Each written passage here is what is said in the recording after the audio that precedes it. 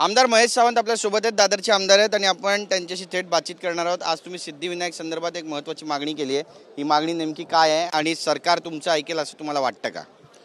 काल सिद्धिविनायक बिलवरती जो चर्चा झाली, या चर्चेमध्ये त्यांचा कालावधी, विश्वस्तांचा कालावधी आणि संख्या वाढवण्यासंदर्भात होता। यावेळी आमचे भास्करराव जाधव, आमचे सभागृह हे गटनेते, आपले नेते, त्यांनी म्हटलं आहे की जी काही संख्याबळ वाढवण्यामध्ये स्थानिक आमदार आणि स्थानिक खासदार यांना विशेष निमंत्रित म्हणून विश्वस्तपदी नियुक्ती करावी। आणि त्यावेळी हजर असलेले मंत्री रावळ मोहन त्यांनी सांगितलं की सूचना अतिशय चांगली आहे, तर आम्ही त्याचा विचार जरूर करू।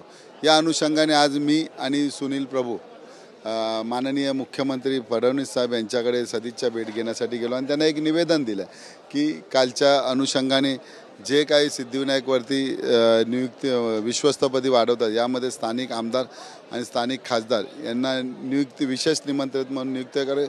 त्याचप्रमाणे जे काही स्थानिक आमचे नागरिक आहे यांना इतर शिर्डी किंवा इतर देवस्थानाप्रमाणे आधार कार्डवरती लवकरात लवकर दर्शन द्यावं, अशी मागणी आज आम्ही CM साहेबांकडे केलेली आहे। नक्की इतर राजकीय विषय तुमच्याशी चर्चा करायची आहे। एक तर काल उद्धव ठाकरे यांनी फडणवीसांची सदिच्छा भेट घेतली, यावरून बरीच टीका टिप्पणी होते। संजय शिरसाट म्हणतात की विरोधी पक्ष नेतेपद आता शिवसेनेनं उद्धव बाळासाहेब ठाकरे पक्षाने मागू नये आणि भेट कशासाठी घेतली हे लवकरच कळेल।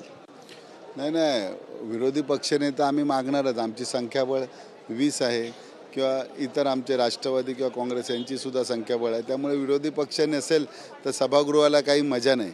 विरोधी पक्ष नेता असल्यानंतर सभागृहामध्ये प्रश्नोत्तर किंवा इतर बाबीमध्ये जरा मजा येते, चुरस होते। शेवटी सभागृह दोन पक्षामध्ये असतो, त्यामुळे विरोधी पक्ष मागणी करणे काय योग्य आहे, ती आम्ही मागणी केलेली आहे। पहिल्याच दिवशी अधिवेशन सुरू होण्यापूर्वीच आम्ही प्रधान ते भोळे साहेब आहेत त्यांच्याकडे आम्ही स्वतः जाऊन मागणी केलेली आहे मुंबईच्या विधानसभेमध्ये। भातखळकर पण टीका करतात। अतुल भातखळकर म्हणतात मला उद्धव ठाकरेंची कीव येते आणि विधानसभेमध्ये काय काय बोलले होते हे त्यांनी आठवावं। बघा, राजकीयमध्ये आता तुम्ही पलटावरती काढलं तर आता जे त्यांच्याबरोबरती आहेत त्यांनीसुद्धा भाजपबद्दल काय काय उद्गार काढले, त्यांचा संपूर्ण इतिवृत्तांत सभागृहामध्ये असेल, त्यांच्याबरोबर तुम्ही बसू शकता ना।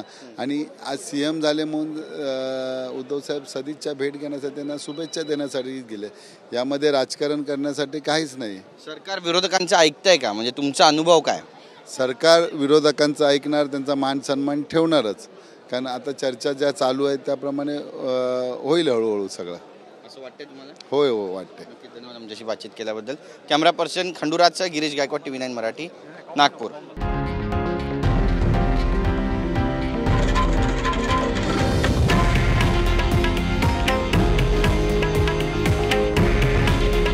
हे आहे देशातील नंबर 1 न्यूज नेटवर्क आणि आपण पाहत आहात TV9 मराठी।